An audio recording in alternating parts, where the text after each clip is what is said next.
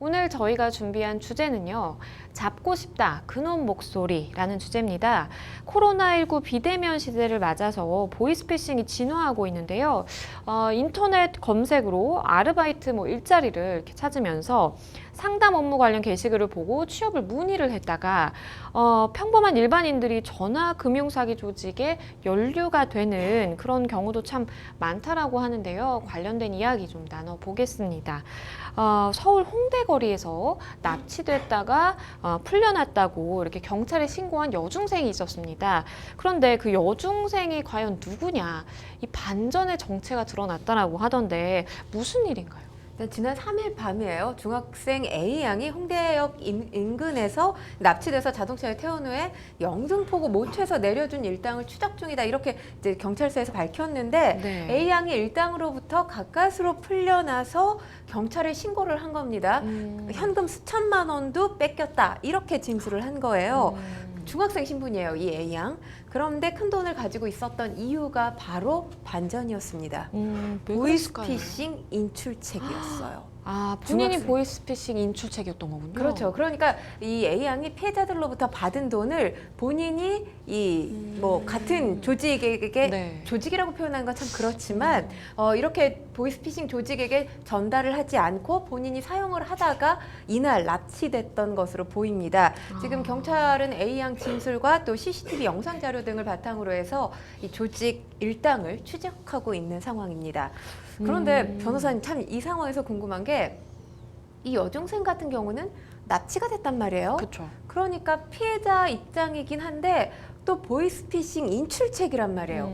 그러면 피의자이기도 할 것 같아요. 어떻게 그렇죠. 봐야 되나요? 말씀하신 대로입니다. 그러니까 본인이 당한 납치라든지 이런 차에 태운 상태로 문을 안 열어주면 이제 감금이 될 수도 있으니까요. 납치나 이제 감금에 대한 피해자이고, 그런데 본인도 사실은 보이스피싱 인출책이라는 거 모르고 행동하진 않았을 거잖아요. 그렇죠. 본인이 어떠한 행동을 하는지 분명히 알고서는 그렇게 행동을 했고, 인출책으로서 행동을 했기 때문에 그 거금을 사실 본인이 들고 있었을 거예요. 그래서 네. 그 보이스피싱 범죄에 대해서는 본인도 가담을 한 공범이라고 볼 수가 있겠고요. 그렇기 때문에 본인은 이제 가해자이자 피해자 동시에 사실 성립을 한다라고 보시면 될 것 같아요. 그러면 만약에 지금 제가 보기에도 이 여중생 같은 경우는 변호사님 말씀대로 아마도 본인이 보이스피싱 인출책으로서 활용되는 역할을 갖고 있다는 걸 알고 있었을 것 같은데, 그러게요. 만약에 몰라서 인출책이 되는 경우도 있잖아요. 그쵸. 이렇게 된다면 공범 가르는 법적 쟁점 어떻게 봐야 되죠? 사실 이제 보이스피싱 범죄가 처음 이제 막 생길 때는 내가 정말 모르고 그랬습니다. 네. 이것만 가지고 이렇게 은행에 가서 이것만 가져오라 그래서 가져온 건데라고 하면 간혹가다 그게 받아들여지는 경우도 사실은 있었어요. 워낙 초반에는. 근데 네. 요즘에는 사실 누구나 이 보이스피싱 수법에 대해서 잘 알고 있거든요. 그렇기 때문에 내가 은행에 가서 모르는 사람 돈을 가져오라 그래서 시켜서 했다, 내지는 그 사람인 척해서 이렇게 은행에 가서 그 사람인 것처럼 이제 연기를 해서 이렇게 돈을 네. 받아온다라든지 이런 부분에 대해서 몰랐다라고 하는 것은 수사기관에서 사실 잘 받아들여지지 않고요. 그래서 본인이 정말 몰랐다면 그거에 대해서 입증을 해볼 수는 있겠지만 대부분 사실 공범으로 좀 의율이 되기 때문에 사실은 좀 선의라고 표현할 수 있을지는 모르겠지만 조금은 억울한 부분이 가끔은 좀 생기기도 해요. 그래서 일단은 수사기관에서는 난 모르고 그랬다라는 거 잘 받아들이지 않는다라는 거 좀 기억을 하셨으면 좋겠습니다. 그렇다면 지금 이 여중생 처벌 어느 정도로 예상할 수 있을까요?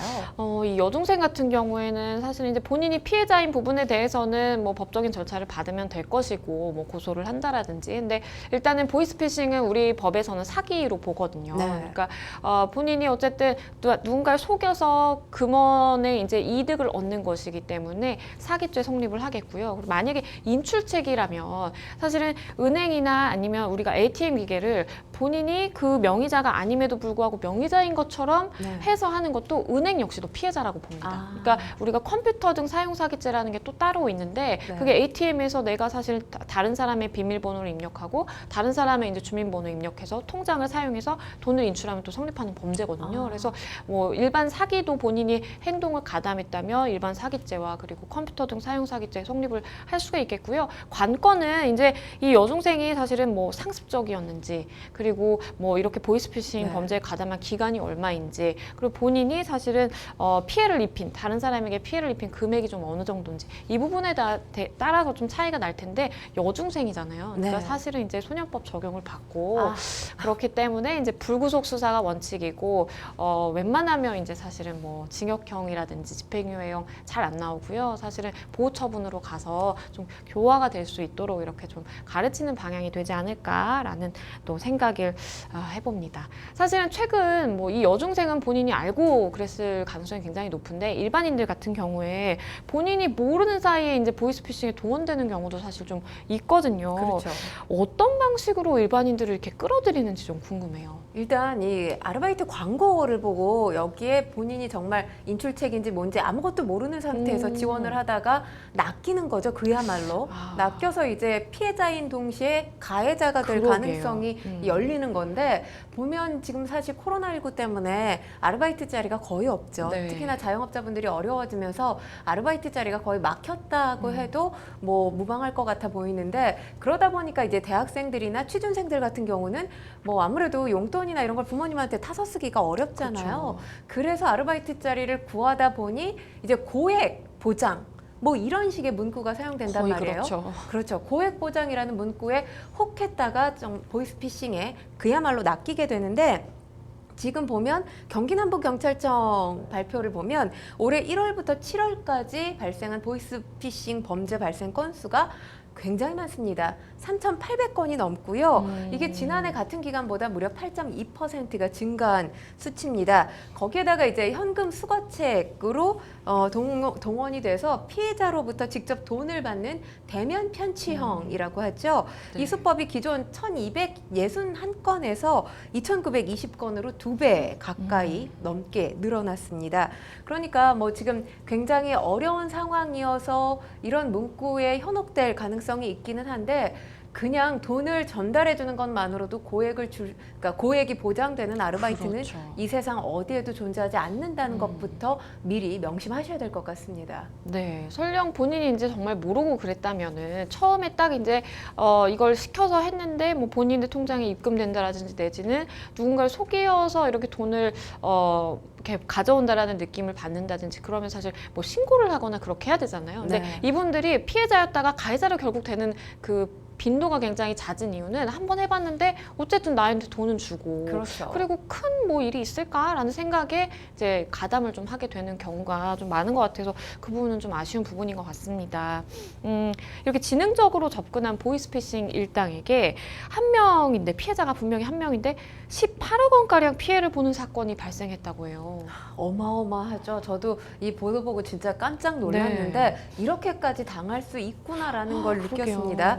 이 A씨가 모 검찰청 검사라는 사람으로부터 한 통의 전화를 받게 돼요. 근데 전화 내용을 말씀드리면, 당신 명의의 대포통장이 300억 원 상당의 사기 범죄에 이용됐으니까 약식 비대면 피해자 조사를 받아라. 이런 전화를 받고 깜짝 놀라게 되는데, 더 놀라운 것은 공소장과 같은 이 법리를 다룰 때 필요한 서류들을 카톡으로 받게 돼요. 그러니까 서류 위조까지 하는 거죠. 그래놓고 A씨 휴대폰 디지털 포렌식 명목으로 특정 앱을 깔아서 설치를 하라고 이렇게 얘기를 합니다. 그래서 사실 내가 억울하게 피해를 당하겠구나 염려하게 된 A씨가 이 앱을 깔았는데, 이 앱을 깐 게 이제 비극의 시작이라고 볼 수 있어요. 뭐 전화 같은 경우는 받을 수도 있지만, 그 다음에 이제 앱 설치하고 나서 파장이 일파만파 커지게 됩니다. 이 앱이 어떤 거냐면, 사기 일당이 A씨 휴대전화로 거는 전화를 중간에서 가로채는 원격 조정 앱이에요. 그러니까 앱이 계속해서 지금 그러게요. 진화하고 있는 거예요. 이 앱 설치 후에 검찰이나 금융감독원 뭐 간부다 이런 식으로 관계자다 이렇게 이야기를 하면서 서로 다른 사람들이 전화해서 국고 환수 후에 복귀되는 절차다, 복구되는 절차다 이러면서 A씨에게 돈을 보낼 것을 요구를 하게 됩니다. 뭐 A씨가 처음에는 의심스러워 하기는 했는데, 뭐 이 사기 일당이 휴대전화를 해킹한 거잖아요. 그러게요. 그러면 휴대전화에 들어있는 모든 정보를 알게 된단 말이에요. 그러니까 이 휴대전화에 들어있었던 지인 이름을 대면서 공범 운운하니까 꼼짝없이 글쎄요, 낚이게 된 거죠, 말 그대로. 그래서 사기 일당이 돈을 수출금하는 수법도 뭐 지금 말씀을 드리면 상당히 지능적이었는데, 예금 또 신용대출 등 해서 8억 원을 은행 계좌로 이체시킨 다음에 가상화폐 거래소를 통해서 비트코인을 사게 했다고 합니다. 그러니까 가상화폐를 사기 일당의 전자지갑으로 넘겨받아서 이걸 이제 현금화한 거죠. 이게 지금 A씨 같은 경우는 사금융에서까지 지금 돈을 대출을 받았거든요. 그래서 이렇게 해서 가상화폐로 17억 원을 뜯긴 상태고요. 그리고 1억 원은 현금으로 해서 지금 직접 수거책에게 줬다고 합니다. 그래서 지금 피해액이 18억 원에 이르는 상황인데, 그러고 난 다음에 당연히 사기 일당 잠적하죠. 그렇겠죠. 이렇게 어마어마한 금액을 받아 챙겼기 때문에 당연히 잠적을 하고 지금 연락이 두절된 상태고요. 뒤늦게 피해 사실을 깨달은 A씨가 지난달 23일께 경찰에 수사를 의뢰한 상황입니다. 18억 원의 피해액입니다, 무려. 근데 피해액 중에 17억 원 상당은 이제 비트코인이라고 하는데, 이렇게 보이스피싱 가상화폐 피해 사례 중에서는 1인 기준으로 최대 액수라고 하더라고요. 그렇죠. 지금 사실 피해자잖아요, 이 A씨가. 그런데 가상화폐로 이렇게 17억, 그러니까 도합 18억 원의 피해를 입게 된 건 어마어마한 피해를 입은 피해자임에도 불구하고 가족들한테는 사실 이게 죄책감 가질 수밖에 없는 상황이죠. 그러게요. 그러니까 사실 보이스피싱 범죄를 당하면 본인이 피해자지만 죄책감을 느끼게 되는 피해자라는 게 더 견딜 수가 없는 지점이라는 이야기가 있습니다. 뭐 사실 A씨 측 너무 조직적인 범죄에 정신 차릴 틈이 없었다라고 얘기를 하고 있어요. 그리고 지금 사금융으로부터 대출을 받았기 때문에 그게 이자가 어마어마하네요. 그렇죠. 한 달 이자만 2천만 원으로 거의 지금 밤잠을 이루지 못하는 상황이라고 합니다.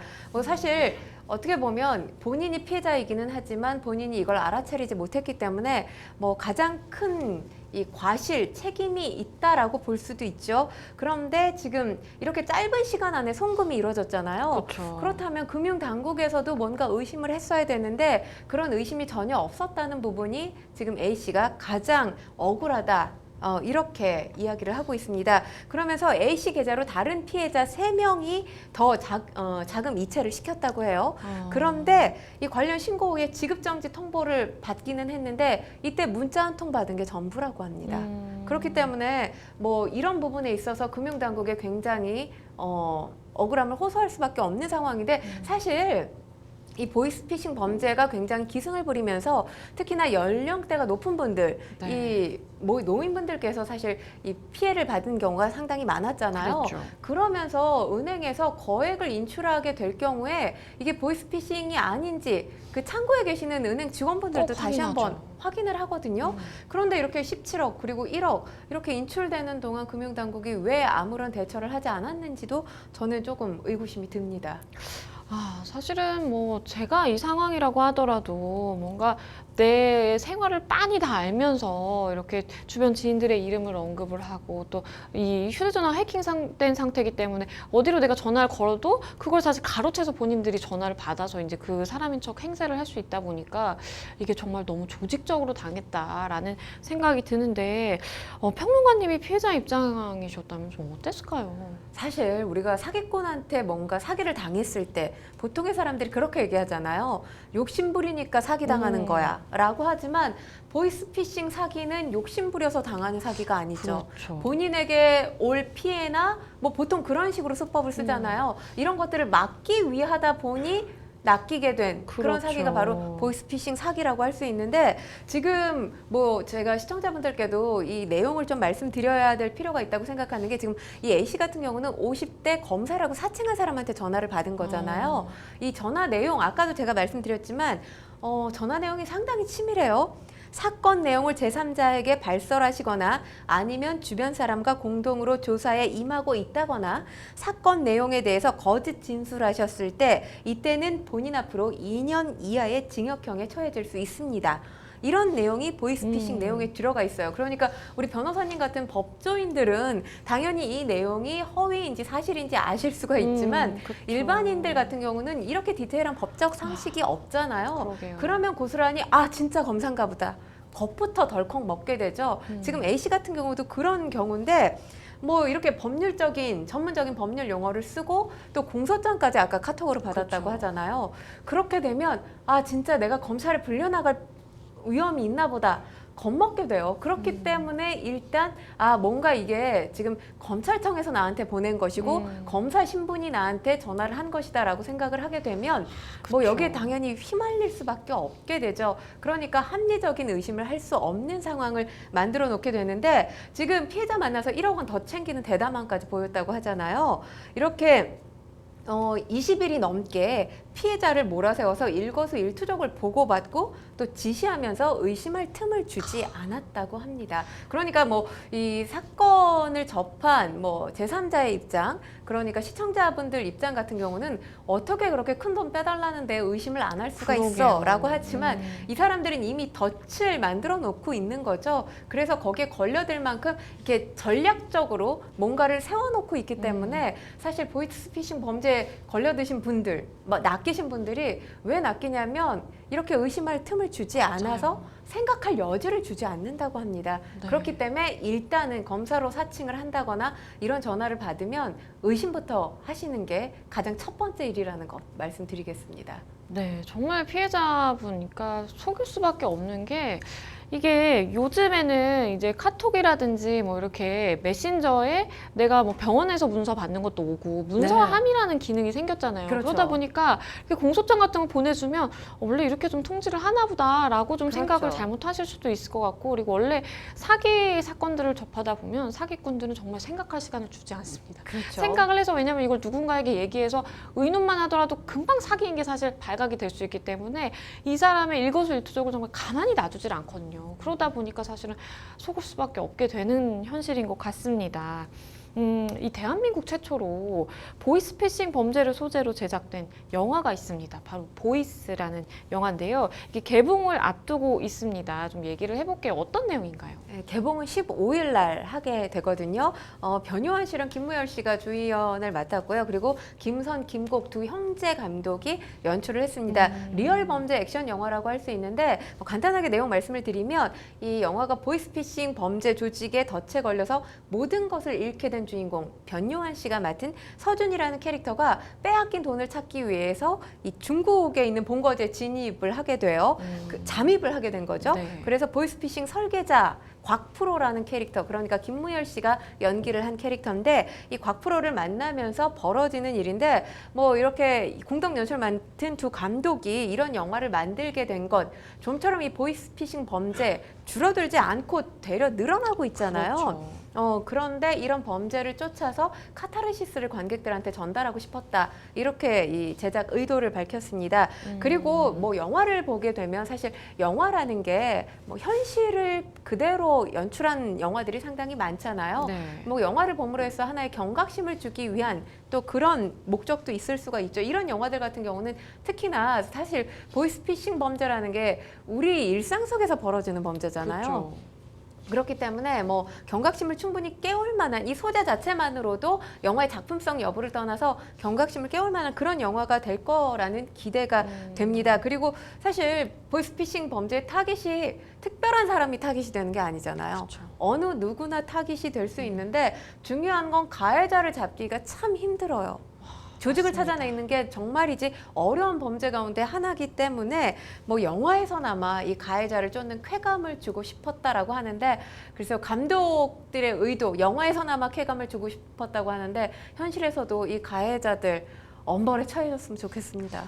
맞습니다. 저도 제가 했던 보이스피싱 관련 사건 중에 정말 그 조직적으로 다 이렇게 색출을 해냈던 사건은 거의 없는 것 같아요. 그러니까 물론 뭐 한두 명 잡을 수도 있는데 그게 뭐 인출책이라든지 이렇게 한국에서 네. 본거지를 두고 거기에 조금 공범으로 가담했던 분들은 쉽게 사실 잡히거든요. 근데 이게 그 뭐 중국이라든지 이렇게 해외에 본거지를 두고 이렇게 조직적으로 활동하는 경우가 많기 때문에 그 조직을 다 일망타진하기는 현실적으로 정말 어렵고요. 그렇죠. 관계된 가담자 일부만이 법적인 처벌을 좀 받는 게 현실이라서 참 좀 안타깝습니다. 그런데 이 영화 속의 주인공인 변요한 씨 그리고 김무열 씨 같은 경우에도 실제 보이스피싱 피해를 겪으셨다고 해요. 그러니까 이 캐릭터를 맡아서 이 역을 연기하는 사람들이 직접 겪은 일이면 더욱더 뭐 정말 리얼한 연기를 했을 수 있을 것 같은데, 변요한 씨 같은 경우는 어머님께 이제 200만 원을 요구하는 보이스피싱이 왔었다고 하는데 네. 메신저 피싱을 당하신 것 같아요. 그러니까 문자 피싱을 받은 것 같은데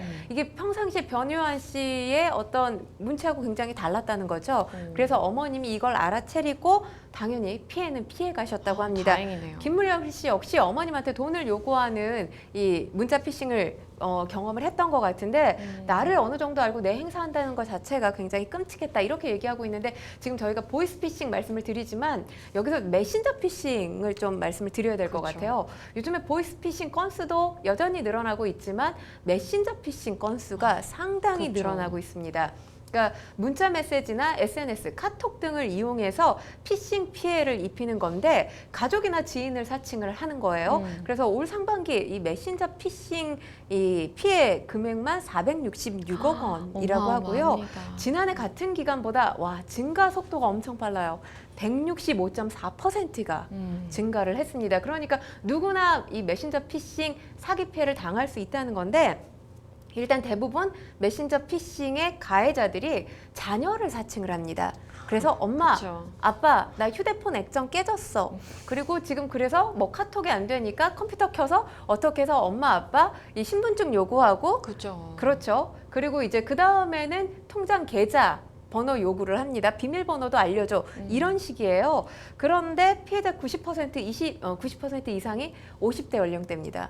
왜냐하면 50대 연령대의 부모님들이 보통 대학생들 자녀들이 많거든요. 네. 그러니까 이런 문자 받을 가능성이 굉장히 크고, 그러면 내 번호는 어디서 유출됐지? 요즘 개인정보 유출된 사례들이 너무 많잖아요. 많죠. 이래서 50대인 게 파악이 되면 이 정도의 자녀는 있겠구나 싶어서 문자를 보내는 경우가 상당히 많은데, 그런 다음에 제가 정확하게 또 말씀을 드리면, 사기범이 주로 피해자에게 자신은 카톡 친구로 추가를 하라고 유도하는 경우가 많다고 하고요. 신분증 촬영본, 계좌번호, 비밀번호 이런 금융거래 정보를 요구를 합니다. 이렇게 해서 빼돌린 정보를 이용해서 어떻게 하냐면 피해자 명의로 대포폰을 개통을 하든지 아니면 대출을 받기도 해요. 그렇죠. 그렇게 되면 정말 나도 모르는 피해 금액 어마어마하게 커질 수가 있죠. 그러니까 일단 이 메신저 피싱이 계속해서 늘고 있는 상황에서는 모르는 번호로 딸이다, 뭐 이렇게 아들이다, 자식이다 이러면서 그쵸. 연락이 왔을 때는 메신저 피싱일 가능성이 굉장히 큽니다.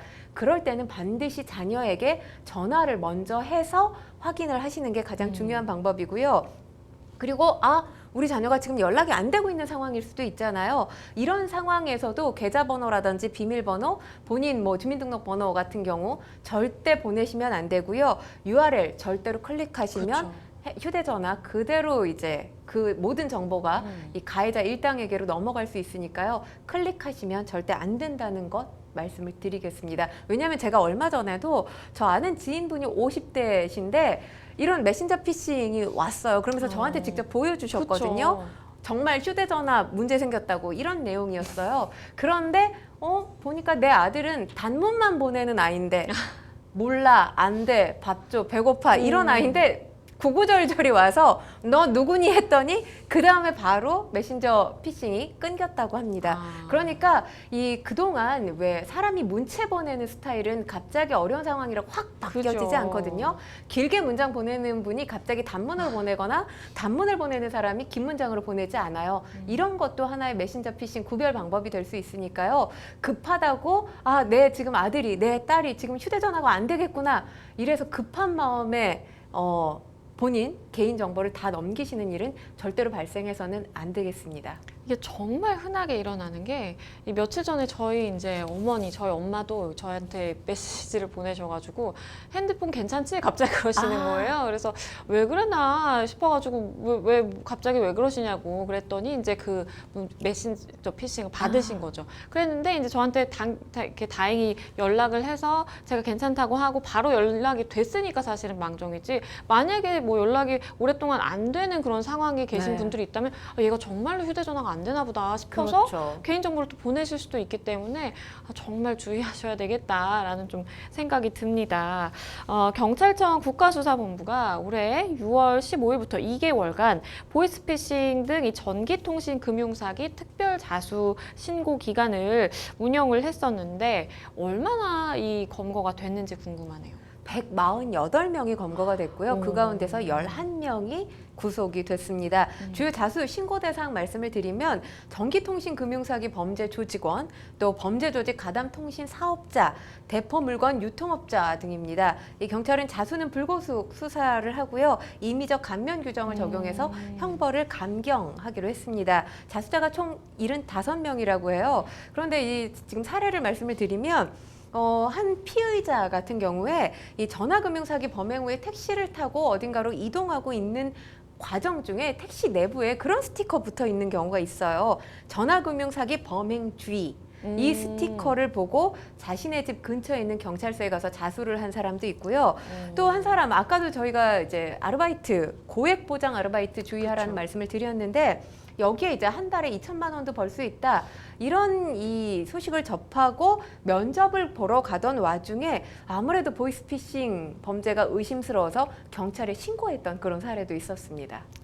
그래도 이 특별 자수 신고 기간을 운영을 하다 보니까 뭐 일정 정도의 성과는 정말 얻을 수가 있네요. 보이스피싱에 우리가 당하지 않으려면 어떻게 하는 게 좋을까요? 일단 사실 지금 보이스피싱도 보이스피싱이지만 이제 또 재난지원금 5차 재난지원금 그렇죠. 주잖아요. 링크가 반드시 오죠, 링크. 네, 링크 클릭하시면 절대로 큰일 난다는 말씀부터 지금 이 시기에 또 접수 시작됐기 때문에 그렇죠. 제가 그 말씀부터 드리는데 보이스피싱 역시 마찬가지예요. URL 절대로 누르시면 안 되고요. 그리고 가장 중요한 게 이 상대방의 조급하고 불안한 심리를 이용을 해요. 그렇기 때문에 심리적 대비를 해둬야 되는 게 가장 중요합니다. 일단 사실 검찰청이, 금융감독원이 나에게 그렇게 전화를 할 일이 없습니다. 없습니다. 네.